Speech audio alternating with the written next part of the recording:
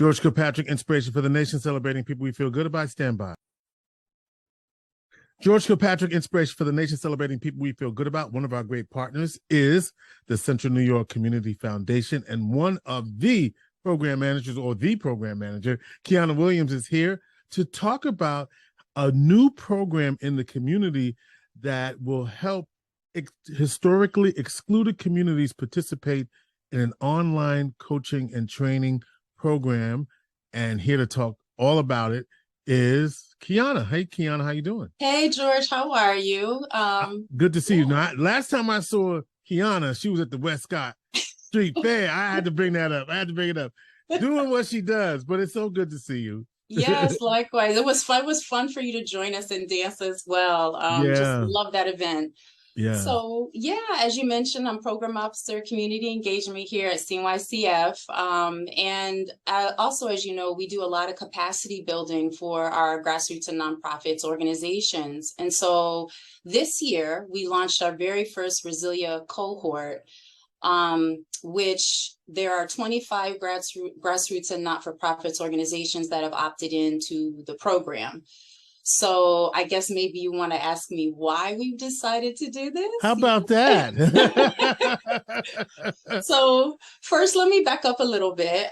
So Resilia is a national online capacity building program. It's a tech platform, was created by a Black woman named Savitra Wilson, who is based in New Orleans. And basically what the goal for Resilia is to amplify, uplift, expand, strengthen grassroots organizations and not-for-profits that are BIPOC-led, also LGBTQIA-led and serving, and also led by people who have disabilities or serving those with disabilities. So all the groups that are historically on the margins, who have been disinvested for decades, this is a resource that will help them do their work and strengthen them threefold at so many levels. And you said BIPOC, just for those who aren't as woke as we are, Black, Indigenous, people of color, right? Yes. Getting everybody in that mix. And so these are groups that, so led by Black women, but again, targeting organizations that, as you've identified, have been historically excluded from this type of programming. So we're talking about online coaching and training. What is that absolutely going to mean for these 25 nonprofits that have been selected?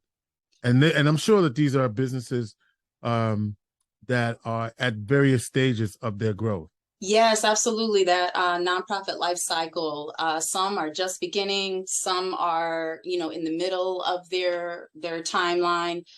Basically, it's a suite of tools. It's self-paced. So when they opt in, they do a needs assessment and they get one-to-one coaches. These coaches are people that have been in the nonprofit field for many, many years, lots of expertise. What the tools also offer is an opportunity for them to capture data, capture stories, strengthen their board, get, more volunteers involved with their cause and with their mission. It also allows them to do fundraising so they can target their fundraising approach.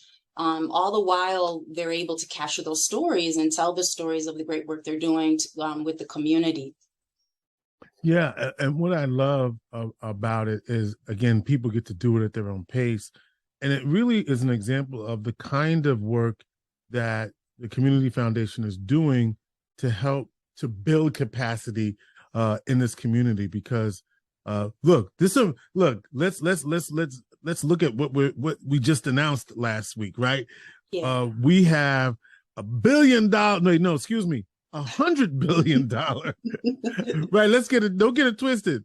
I don't want to short us of $80 billion. $80 billion. We have $100 billion investment coming in Central New York. And so obviously we want all communities to be able to participate in that in some way, shape, form, or fashion.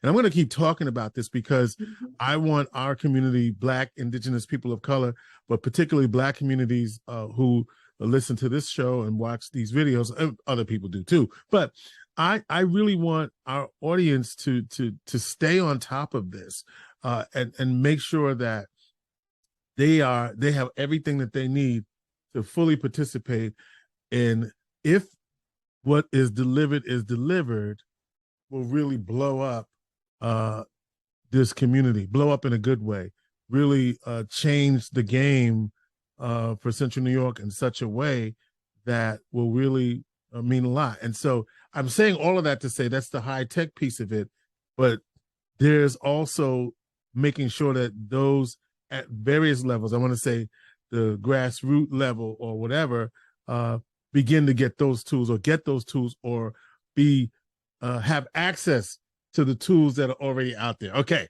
so there's a long way to get there. That's all right. Qiana. There's like immense connections and opportunities for that, especially I'm looking forward to seeing what the community benefits agreement's going to be, Right. As a result of the Micron, plant coming in, and how that is going to radiate out and create opportunities, especially for our grassroots and not-for-profit groups who are the boots on the ground in our Black and Brown communities. I think Resilia will only enhance that effort for them in terms of being a part of that process. And I'm hoping and praying that everyone gets a seat at that table, and that, Resilia can help them get to that table and to be empowered to make a change in that regard. And this is all in the name of, as Resilia says, building equitable communities, right? Yes. And so, but the piece is the business owners and the nonprofits, they'll have to do that work. I mean, it's not just going to be there. What I mean, because it's self-paced, you do have to, the resources are going to be there. You just have to walk through the door and make sure you take advantage of them. And I love that this is the first time that Resilia is actually working in Central New York. Yes, we're the first, so we're excited to be able to be the first to have a cohort. We have about 25 organizations that have opted in, and some of whom we have not before. So we're excited about that. Some are past grantees, some are those that want a relationship with us, some are part of our leadership classroom, another capacity building program we've offered since 1993, are graduates of that program as well. So yeah, that's kind of how we came to consensus on who to invite into this.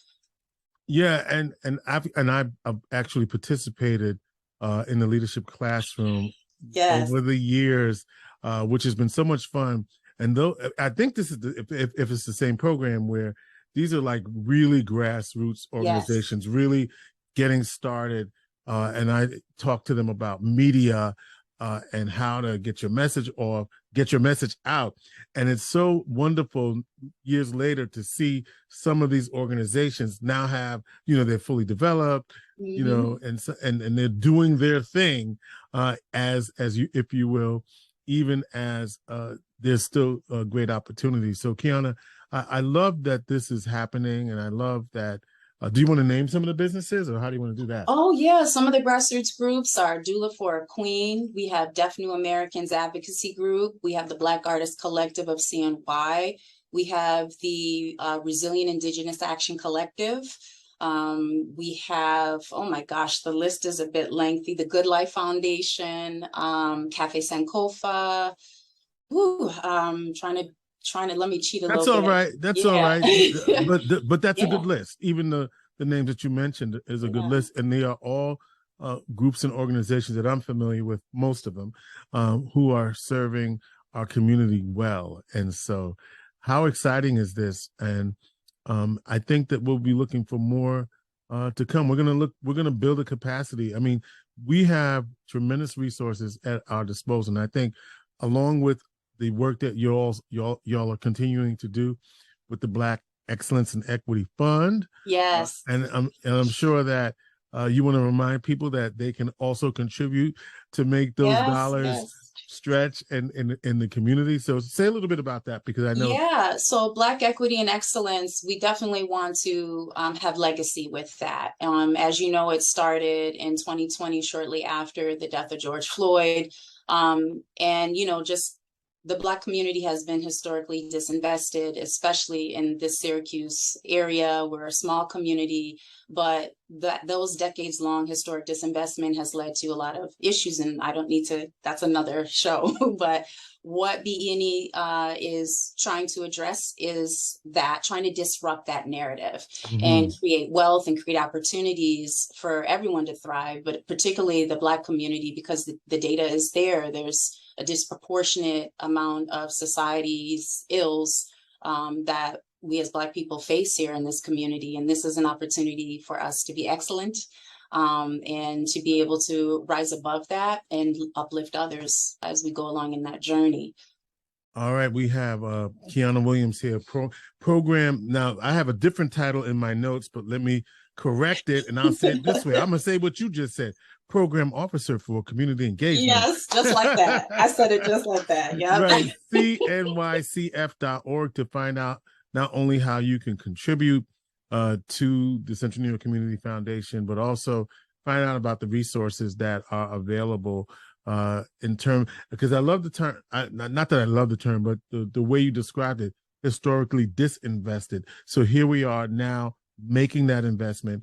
But what I love about, and I'm not saying it's just because I was a Black Equity and Excellence Fund recipient, but it's one thing to talk about investing in community, and then there's another thing to actually do it. So shout out to you guys for actually doing it and being committed to it. So in that lane, you know, anything that the community, those listening, there are ways that you can, you know, even if you got a few dollars in the piggy bank, you know, that goes away to help continue the legacy of the work that they're doing in the community. All right, Qiana, continued success at what you're doing, and we'll hope to see you out there at the next festival. You'll see me. I'm around all the time. I go to all of the community events. So, you know, we're out there. We're committed to directly engaging with the community. So I hope to see everybody out there. All right. Looking forward to it. So Resilia, again, is an online program that's going to help coach nonprofit businesses, 25 businesses in Central New York, selected by the Central New York Community Foundation, Resilia, founded by a Black woman. And it's the first time that this program is being offered in Central New York. And so we'll keep watching, and we know that it's going to be successful. Qiana Williams, Program Officer for Community Engagement for the Central New York Community Foundation, on Inspiration for the Nation.